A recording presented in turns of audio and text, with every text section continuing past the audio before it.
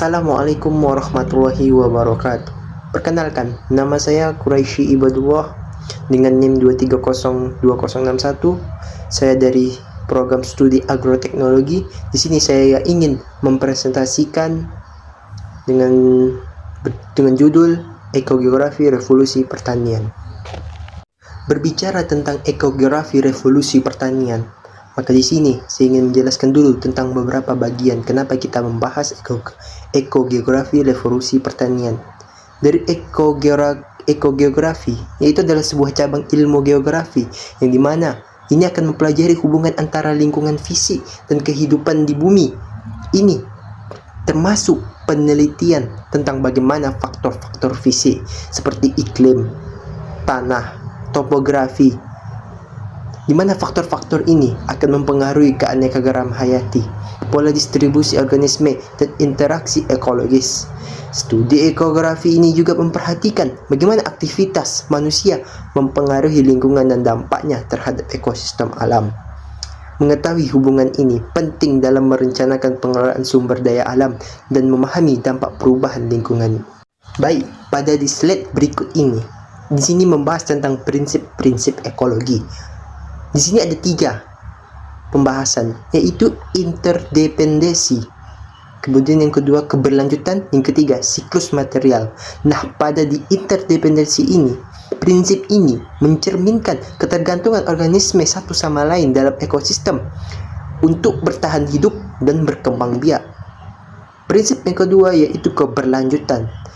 Prinsip ini keberlanjutan menekankan pentingnya memelihara keanekaragaman hayati dan ekosistem alami demi keseimbangan lingkungan yang jangka panjang. Lalu pada poin ketiga ini, siklus material. Prinsip ini menyoroti peran penting siklus material seperti siklus karbon, nitrogen, dan air dalam menjaga keseimbangan ekosistem.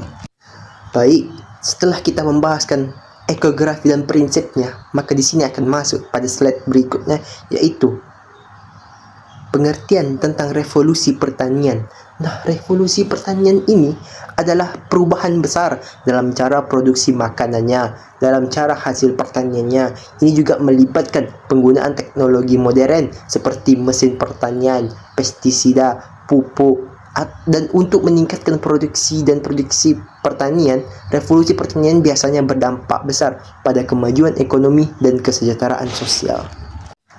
Baik, pada poin berikut ini, setelah kita mempelajari revolusi pertanian itu, di sini saya ingin memberikan beberapa contoh, yaitu hanya 2 saja: pertanian mesin dan sistem irigasi. Terdapat pada pertanian mesin ini contohnya nyata, yaitu dalam revolusi pertanian. Penggunaan mesin pertanian modern ini seperti traktor dan pengairan otomatis telah menghasilkan peningkatan besar dalam produktivitas dan efisiensi pertanian. Lalu di sini ada juga sistem irigasi. Nah, ini adalah sebuah penemuan penggunaan sistem irigasi yang canggih, di mana bagian penting dari revolusi pertanian. Hal ini akan memungkinkan petani untuk mengatur dan optimalkan pemakaian air yang secara signifikan meningkatkan hasil panen mereka. Baik teman-teman, setelah membahas tentang pengertian ekogeografi dan revolusi pertanian, kita akan masuk kepada pembahasan pertama. Pembahasannya yaitu ekogeografi revolusi pertanian, yaitu kita akan membahas tahap pertama, yaitu pada revolusi hijau. Nah, di sini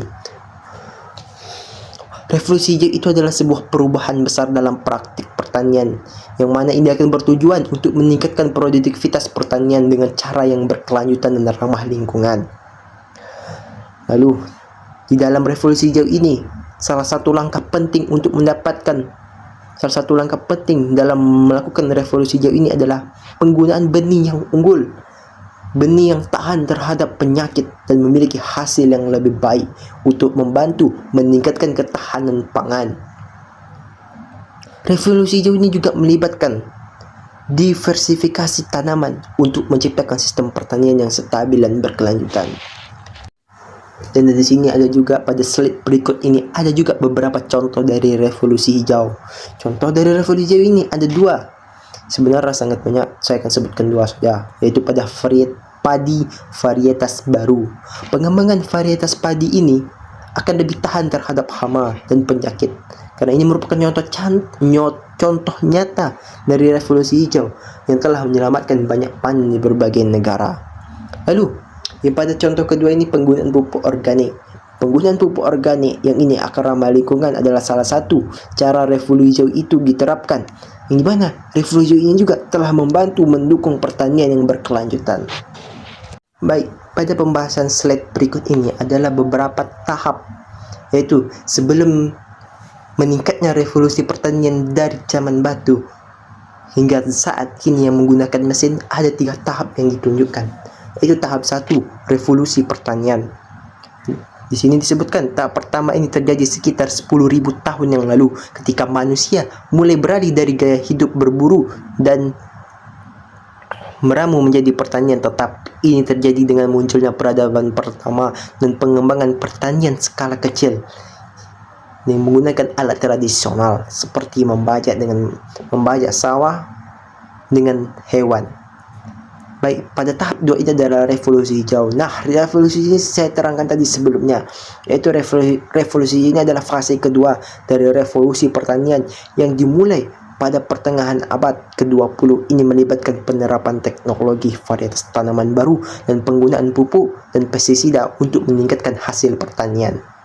Lalu pada tahap 3 ini disebut dengan revolusi biru, karena revolusi biru ini melibatkan pengembangan teknologi untuk meningkatkan produktivitas pertanian di wilayah kering atau dengan keterbatasan air. Ini melibatkan teknik irigasi yang efisien dan pengembangan tanaman tahan kekeringan. Baik teman-teman, pada penjelasan berikut ini adalah sebuah penjelasan sumber daya alam dan aktivitas ekonomi. Nah, pada penjelasan sumber daya alam ini, di sini dijelaskan bahwa sumber daya alam itu adalah unsur-unsur yang diperoleh dari alam seperti air, udara, tanah, dan mineral. Mereka merupakan bagian penting dari ekosistem dan akan menjadi dasar dari banyaknya aktivitas ekonomi. Seperti pada penjelasan aktivitas ekonomi ini adalah melibatkan produksi, distribusi, dan konsumsi barang dan jasa. Aktivitas ekonomi dapat berupa pertanian, industri, perdagangan, dan sektor jasa lainnya, yang dimana di sini akan memenuhi kebutuhan manusia, memenuhi pangan manusia. Jadi disinilah aktivitas ekonomi ini sangat dibutuhkan. Nah, dari penjelasan saya ini saya ingin memberikan beberapa contoh yang terjadi pada penjelasan sumber daya alam dan aktivitas ekonomi. Contohnya itu adalah menjadi pertanian berkelanjutan, di mana penggunaan praktik pertanian yang berkelanjutan ini seperti penanaman pola tanam sesuai dengan siklus alam, sesuai dengan metode-metode yang digunakan adalah contoh penting dari pengelolaan sumber daya alam dalam aktivitas ekonomi. Lalu, di sini ada juga pengembangan energi terbarukan. Investasi dalam pembangunan sumber daya energi terbarukan seperti panel surya dan turbin angin adalah contoh bagaimana aktivitas ekonomi dapat dimanfaatkan menjadi sumber daya alam secara berkelanjutan yang bisa kita rasakan saat ini. Baik, pada yang di sini pemanfaatkan sumber air bersih. Perlindungan sumber air bersih dan pengembangan teknologi pengolahan air ini adalah penting. Dan ini harus diupayakan dengan penting dalam memastikan aktivitas ekonomi dapat berlangsung secara berkelanjutan. Dan ini akan menjadi kebutuhan manusia pada hari mendatang. Baik, pada di slide berikut ini, di sini menjelaskan industrialisasi pertanian. Nah, pada resume saya yang saya cari-cari, industrialisasi pertanian ini akan merujuk pada transformasi dari pertanian tradisional dengan metode manual dan alat sederhana akan berubah menjadi sistem yang terpusat, terotomatisasi dan sangat produktif secara mekanis. Hal ini akan melibatkan penggunaan teknologi modern, mesin pertanian, dan pengembangan agribisnis ini secara berskala besar. Industrialisasi pertanian dapat memiliki dampak yang sangat signifikan terhadap struktur ekonomi dan sosial dalam suatu negara itu. Baik, di sini pengertian tentang teknis produksi dan pengolahan. pada teknis produksi. Teknis produksi ini mencakup semua proses dan metode yang digunakan dalam produksi barang dan jasa. Ini termasuk pemilihan teknologi, pengaturan proses produksi, manajemen inventaris, dan lainnya. Lalu pada di pengolahan ini, pengolahan adalah proses transformasi bahan mentah menjadi produk jadi. Ini melibatkan berbagai tahapan seperti pemotongan, penyaringan, fermentasi, dan pengemasan. Lalu di sini ada juga ada dua contoh di sini pada teknis produksi dan pengolahan, yaitu di mana ini pemanfaatan teknologi tepat guna. Yaitu penggunaan teknologi tepat guna ini adalah dalam proses produksi dan pengolahan hasil pertanian adalah contoh nyata dari penerapan teknis produksi yang efisien. Kemudian ada juga pengolahan pangan organik. Pengolahan pangan organik dengan menggunakan metode alami dan tanpa bahan kimia adalah contoh dari perhatian pada aspek kualitas dan keberlanjutan dalam pengolahan produk.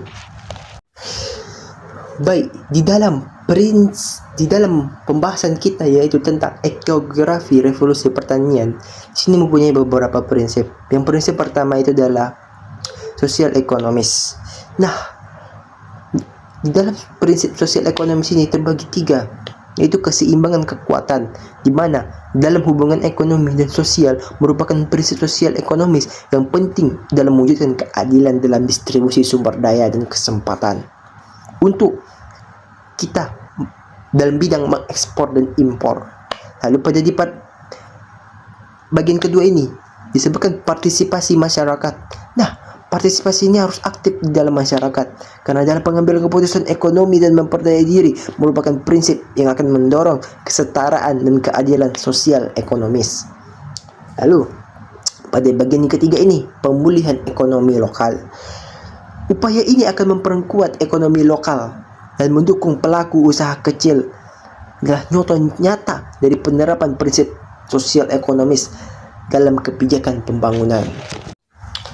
Baik, pada prinsip sosial ekonomis ini ada beberapa contoh, yaitu pada program kredit mikro, di mana program kredit mikro ini memperdayakan pengusaha kecil dan memajukan ekonomi lokal adalah sebuah contoh nyata dari penerapan prinsip sosial tersebut.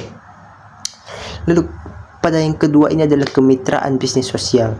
Nah, kemitraan antara perusahaan dan komunitas lokal dalam mengembangkan produk lokal adalah contoh nyata dari kerjasama yang berorientasi pada prinsip-prinsip sosial ekonomis itu tersendiri. Baik, setelah prinsip sosial ekonomis ini, lalu pada prinsip yang kedua ini adalah prinsip politik. Prinsip politik ini terbagi menjadi dua, yaitu kebijakan berkelanjutan dan pemberdayaan komunitas. Pada kebijakan politik ini akan mendukung perlindungan lingkungan dan pemanfaatan sumber daya alam secara bertanggung jawab. Lalu pada pemberdayaan komunitas ini, kebijakan ini akan memperdayakan masyarakat lokal untuk ikut serta dalam pengelolaan sumber daya alam dan pelestarian lingkungannya. Nah, setelah membahas prinsip-prinsip tentang ekografi revolusi pertanian, di sini saya ingin menjelaskan transfer bioteknologi pada negara berkembang. Pengembangan varietas tahan ada 3 bagian di sini. Yang itu pertama, pengembangan varietas tahan pest. Transfer teknologi dapat membantu negara berkembang dalam mengembangkan varietas tanaman yang tahan terhadap penyakit dan hama. Lalu yang kedua, peningkatan produktivitas tanaman. Teknologi bioteknologi dapat meningkatkan produktivitas pertanian melalui pengembangan tanaman dengan hasil yang lebih tinggi. Pengembangan obat tumbuhan. Pada negara berkembang ini, penggunaan bioteknologi dapat membantu dalam mengisolasi senyawa aktif dari tanaman obat alami yang bermanfaat bagi kesehatan manusia. Baik, di sini saya sedikit menjelaskan lengkap komoditas agribisnis, yaitu adalah komoditas agribisnis ini meliputi berbagai produk pertanian dan hasil hutan yang dimiliki, lalu kemudian dijual tinggi dan akan berperan penting dalam perekonomian global. Dan ini akan menjadi nilai tukar tambah pada negara tersebut. Ada beberapa bahan pangan ataupun makanan ternak yang akan bisa dijadikan sebagai komoditas agribisnis ini. Contohnya adalah seperti kopi, minyak kelapa sawit, tebu. Itu akan dijadikan sebagai bisnis untuk nilai tukar tambah untuk negeri-negeri yang menjual bahan pangan tersebut. Baik, sekian dari beberapa penjelasan saya tentang ekografi revolusi pertanian. Semoga apa yang saya sampaikan bermanfaat untuk teman-teman sekalian. Dengan ini saya Quraisy Badullah undur diri. Assalamualaikum warahmatullahi wabarakatuh.